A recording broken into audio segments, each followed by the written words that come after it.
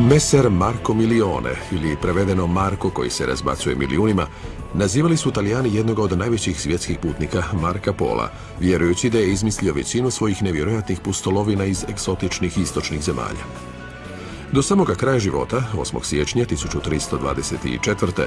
Marko Polo je uvjeravao svoje prijatelje da je sve što je napisao istina. No, njegovi mu suvremenici nisu vjerovali. Bili su ljuti zbog tobožnjeg preuveličavanja i jalni na njegovo bogatstvo.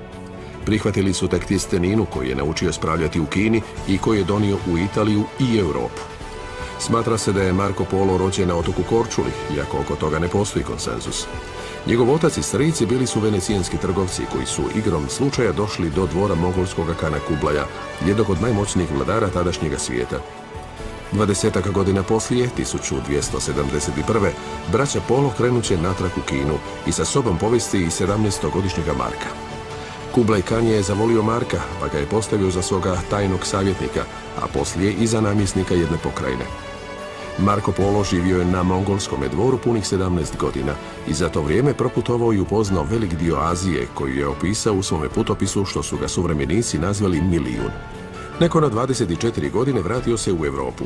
Na putu za Veneciju njegov su brod presreli Dženovežani, koji su tada bili u ratu s Mlečanima. Odveden je u Dženovu i bačen u tamnicu. Za boravka u tamnici, svoje doživljaje iz dugog i zanimljivog putovanja po istočnim zemljama, počeo je pričati svom prijatelju u zatvoru Rustičeliju, koji ih je bilježio u knjigu. Putopis je nastavio pisati u Veneciji nakon puštanja iz zatvora. Marko Polo više nije odlazio na velika putovanja, a ostatak života proveo je u izobilju, zahvaljujući draguljima koje je donio iz Kine.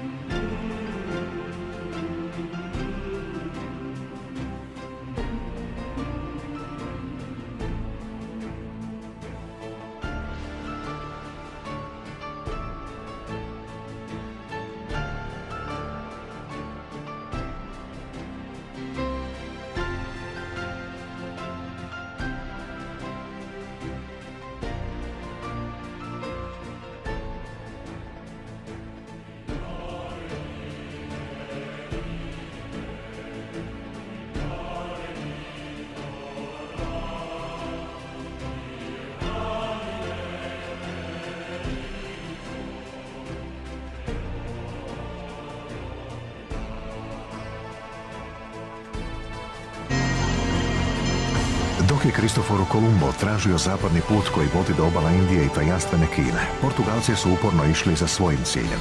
Htjeli su pronaći put do Indije oplovljavanjem Afrike i zatim plovidbom prema istoku. Kad je Bartolomeo Dias došao do najjužnije točke Afrike, put je već bio napola otkriven. U novu ekspediciju krenuo je Vasco da Gama s 4 broda i 160 mornara. Poslije 6 dana borbi s nepovoljnim vjetrovima i strujama, 22. studenoga 1497. uspio ploviti rt do Grenade. Zatim je ušao u Indijski ocean i prvi otkrio plovni put za Indiju. Bio je to pothvat koji su suvremenici smatrali važnim od Kolumbova otkrića Amerike. Ipak, put do Indije bio je težak i povezan s mnogo nevolja. Vasco da Gami trebala su samo 23 dana da nakon posjeta Mozambiku i Mombasi doplovi do istočne obale Afrike, do indijskog grada Kalkute, ali isti put natrag potrajao je puna 3 mjeseca. Naposljetku se Vasco da Gama u Lisabon vratio bez jednoga broda i sa samo 55 mornara, 1/3 od onih koji su krenuli, i to nakon 26 mjeseci plovidbe. Time je završena 80-godišnja portugalska potraga za pomorskim putem prema Indiji prepuna muka. Najveće teškoće na tom putu bile su česte nepovoljne vremenske prilike oko najjužnijeg grta afričkog kontinenta, koje je još njegov otkrivač Bartolomeo Dias baš zbog toga nazvao olujnim mrtom. Ondje se dodiruju i miješaju Atlantski i Indijski ocean, pa zbog toga nastaju jaki vjetrovi i silovite morske struje. Ipak, da naziv olujni rt ne bi obeshrabrivao pomorce koji su plovili u Indiju, portugalski je kralj naredio da se olujnom rtu promijeni ime u rt dobre nade. To mu je ime ostalo sve do danas, ali vjetrovi i oluje nisu prestali.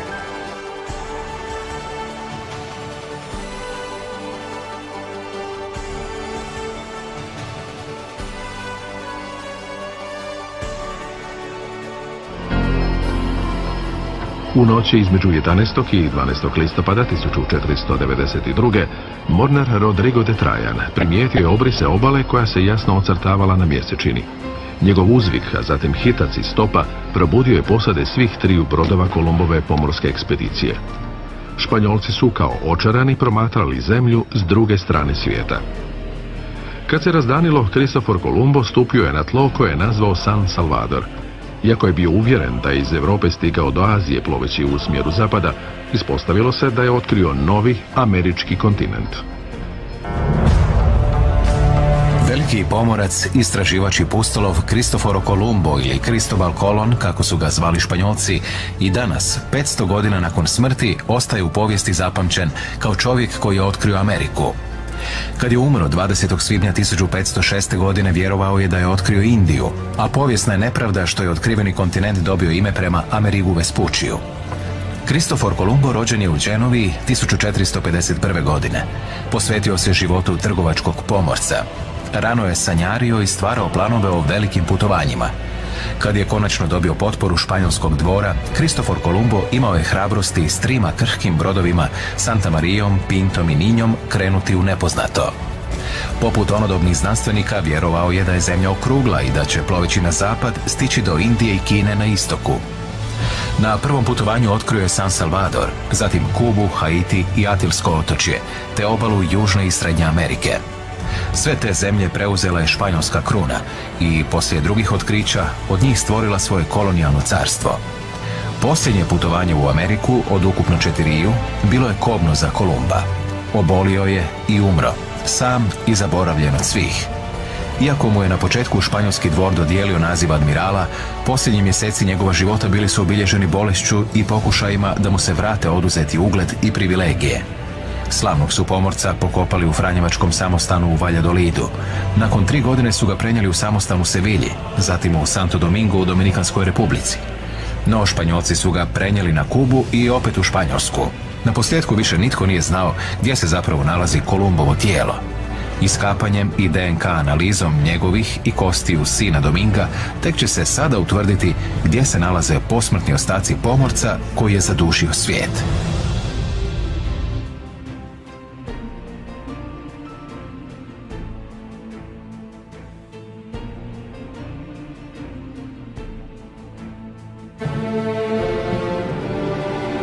Početkom 16. stoljeća učeni su ljudi počeli s priličnom točnošću razumijevati pravu prirodu zemaljske kugle. Kolumbo je prelaskom Atlantika otkrio novi svijet, a tu činjenicu, koju on sam nije mogao shvatiti, shvatili su oni koji su zaplovili poslije njega. Jedan od njih bio je znameniti portugalski pomorac Ferdinand Magellan, koji je poslije gotovo 2-godišnjeg mukotrpnog putovanja, punog intriga, pobuna i gladi, stigao do slavnih Molučkih otoka i time potvrdio da je zemlja okrugla. Njegova sreća, međutim, nije dugo trajala. 27. travnja 1521. veliki pomorac poginuo je u sukobu s domorodačkim stanovništvom na otoku Mactanu. 2 godine prije, Magellan je pod pokroviteljstvom španjolskog kralja, Karla I, krenuo iz španjolske luke Sanlúcar sa skromnom flotom od 5 brodova na nevjerojatan put oko zemaljske kugle. Želio je pronaći morski prolaz na jugu Amerike, koji iz Atlantika vodi u Južno more, gdje se nalaze slavni Molučki otoci bogati mirodijama. Kako je prihvatio gledište da je zemlja okrugla, zaključio je da se plovidbom prema zapadu može stići do tih bogatih otoka. U studenom 1520. ekspedicija je prošla ispred rta Horn, gdje se sreću 2 oceana. Od tada se taj tjesnac naziva Magellanovim prolazom. Zahvaljujući članu njegove posade, upornom pomagaču Antoniju Pigafettiju, postoji neprocjenjiv izvještaj o tom dramatičnom putovanju. Tako Pigafetti bilježi: tjesnac s kojim smo prošli vodi u drugo more, kojemu smo dali ime El Pacifico. Prevalivši 4000 milja Pacifikom, glad i skorbut desetkovali su posadu. No Magellan je ustrajao u plovidbi prema Začinskim otocima, čak ako je to značilo jesti, kako je rekao, kožu s jarbolne opreme. Nakon mukotrpnog putovanja napokon su stigli do slavnog otočja. Tu je u sukobu s domorocima slavni pomorac poginuo pogođen otrovnom strelicom. Ostatak Magellanove ekspedicije, posljednji preostali jedrenjak Viktorija sa 17 članova posade, vratio se u matičnu luku San Lucar. Mnogi učenjaci Magellanovo putovanje smatraju najvećim pomorskim pothvatom u povijesti.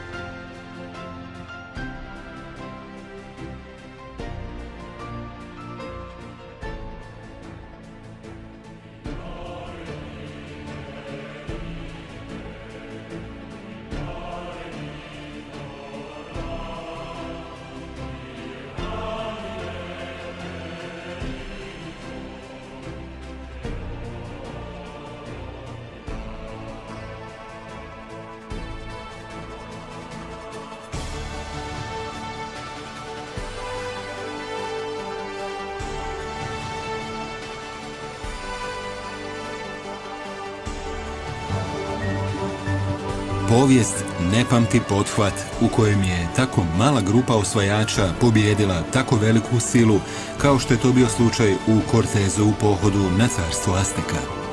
Na tu nevjerojatnu avanturu krenulo se 18. veljače 1519.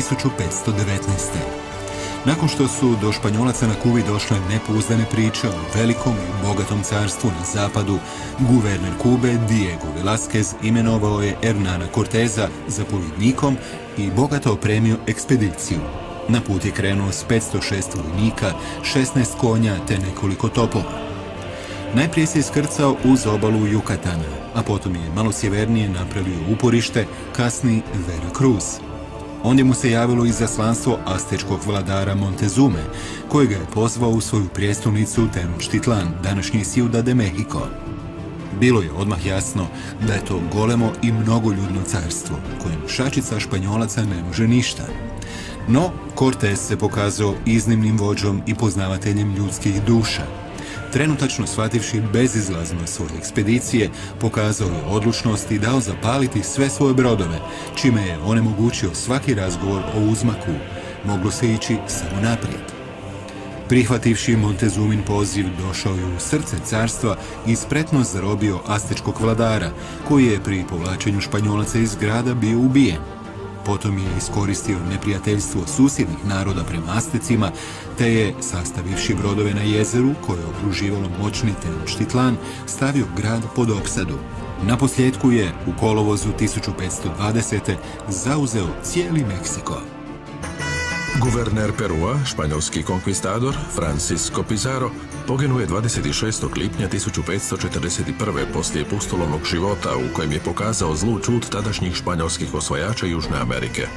Prema predaji umro je crtajući vlastitom krvlju križ i fanatično ga ljubeći zazivao Isusovo ime. Pizarro je bio izvanbračno dijete španjolskog viteza, mladost je proveo u bijedi i neimaštini i nikada nije naučio čitati i pisati, a 1502. otplovio je na Haiti.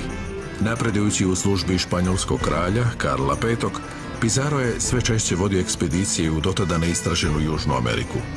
U područjima današnjeg Perua otkrio je civilizaciju Inka i vidjevši njihovo bogatstvo, odlučio ih osvojiti za španjolsku krunu.